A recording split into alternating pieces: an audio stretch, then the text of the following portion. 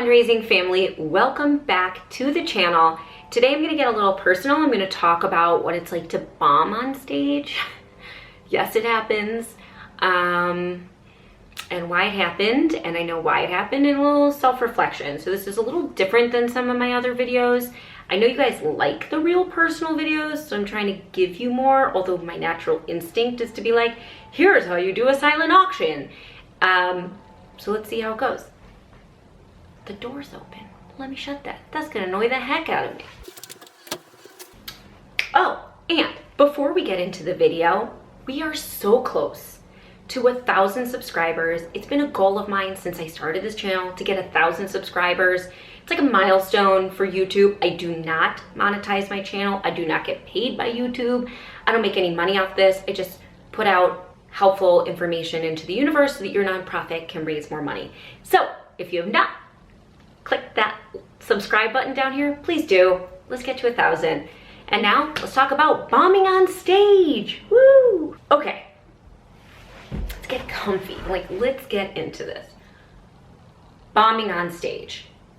It doesn't happen often, but when it does, it is awful, terrible, one of the worst feelings I've ever had. And I've bombed a few times, but never so much that the client thought I bombed. Usually I thought I bombed and the client would come up afterwards and be like, that was great, we raised so much money. And I just didn't feel there was a connection with the audience. I didn't feel like the energy was there. However, last fall, I want to say we're just coming up on a year, I was approached by a very fancy magazine. And I'm not going to disclose this magazine because I don't want to shame them or anything, but they wanted to put on an auction. Now, they are not a nonprofit, they are a for-profit organization, but they wanted to raise money for a nonprofit, and they had a goal of, I want to say, $200,000. So we got on the phone and we had a conversation, and I was very familiar with this magazine because it was very popular when I grew up in the 90s. Very fun to look at, you know, like mega yachts and gorgeous diamond rings. Super fun. You probably know what I'm talking about. And they described to me the event. It sounded great. There were all these celebrities who were going to be there. And I said, sure, I'm in. One thing to know is that because I was familiar with this magazine, they offered me a deal and said they would publicize me and write about me in this magazine and send it out to all their wealthy clients.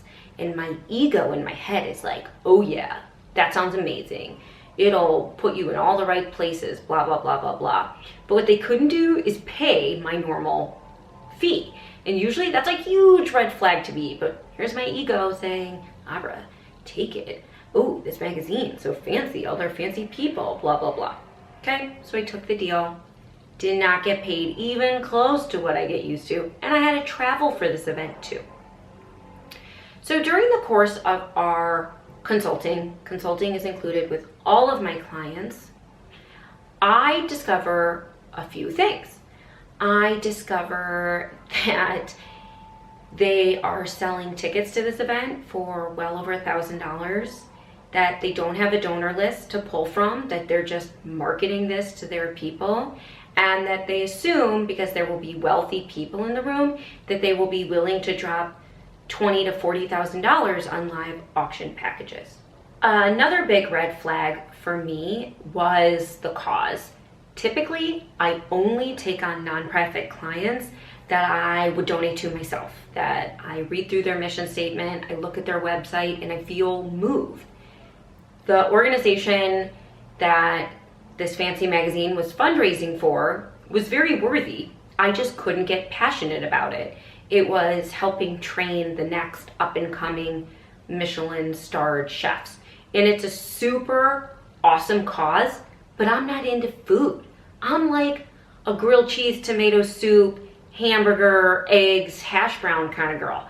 I don't like fancy restaurants. I don't like those itty bitty portions and you take one bite and then there's 18 more courses and then I have to leave and go to McDonald's. It's just not for me, and that was another red flag. I could not connect with the organization, and I knew it was going to be hard for me to give a moving pitch on stage, but I didn't realize how much that would come into play. Another red flag was the timing of this event. On one of our calls, I was told there was going to be a cocktail hour with a silent auction from like 6 to 7, and then there was going to be a 8-course dinner from 7 to 10, and then the live auction at 10 and the fund and eat at 11.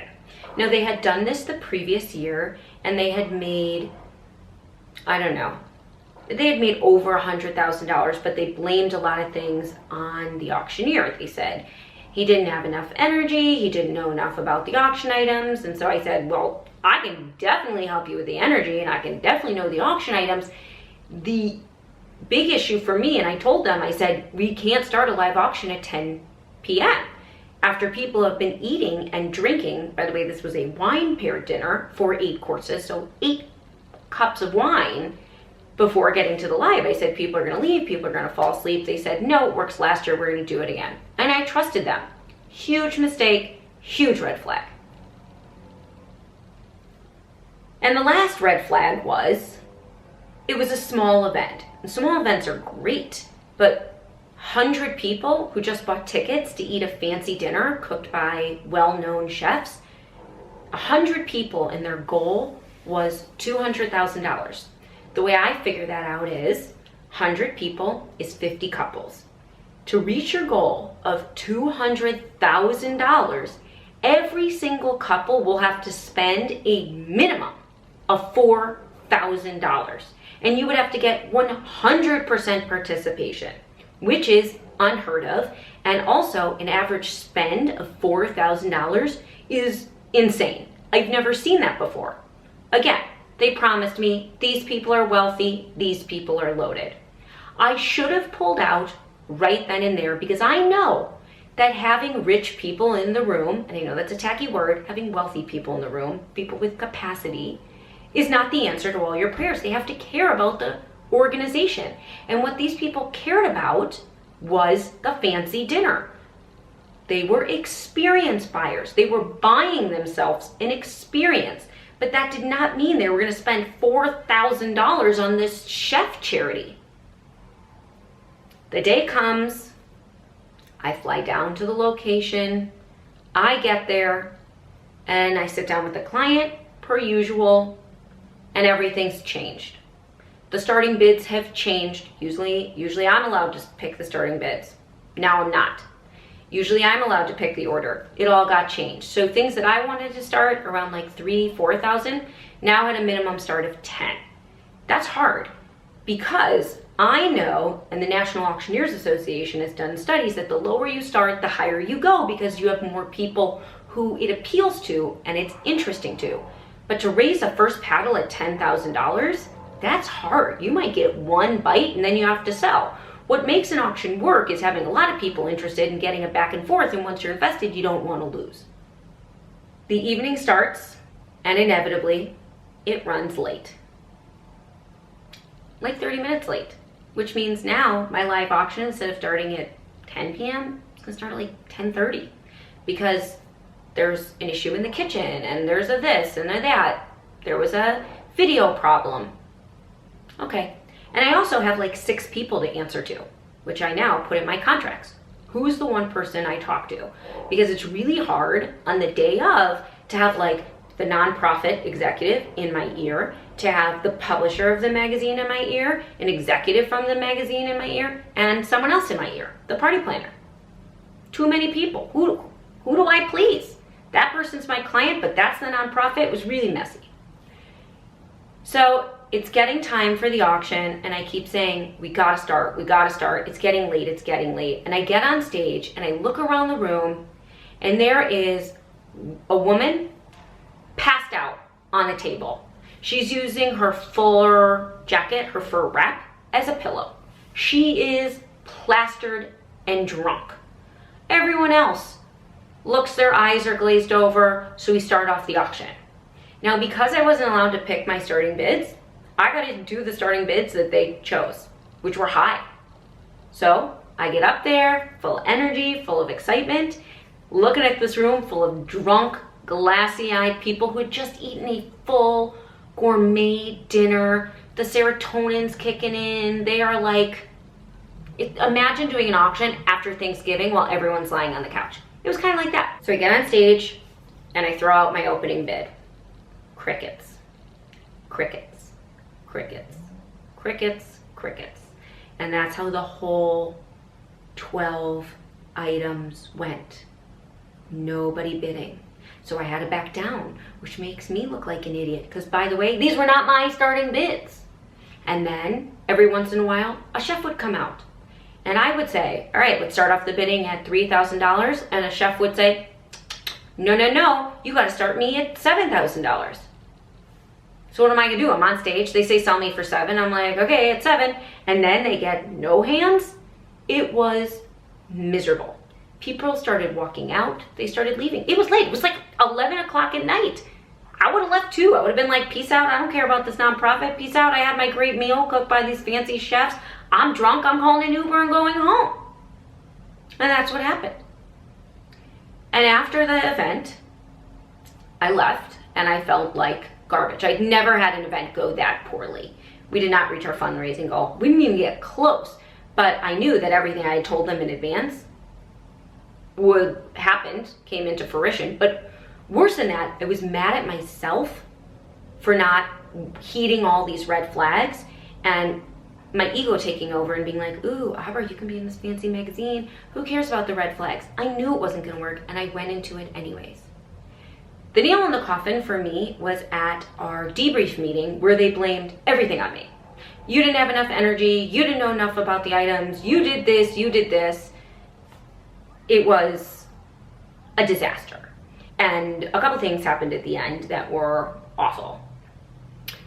One, I didn't get paid at all. And two, I didn't get anything written about me in the magazine. So I basically did an auction for free, and actually less than free because I had to like pay to go there and rent a car and stay in a hotel. And it was horrible. And I vowed to myself after that that it would only, that any red flags, I would stop the conversation right there with the client and say, this is a deal breaker for me. I'm really sorry. I care about you. I care about your organization. I will not take this auction conversation any further unless you agree to this.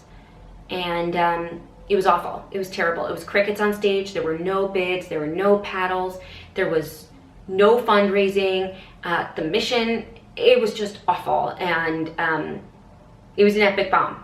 An epic bomb in what I thought would be an easy, tons of wealthy people throwing money at me, and I would get this big feature in this magazine, and I'd be like, my phone would be ringing getting all this business from all these wealthy people. Well, I learned my lesson. Didn't happen. And moving forward, I've kind of recovered, but even to talk about it makes me feel disgusting.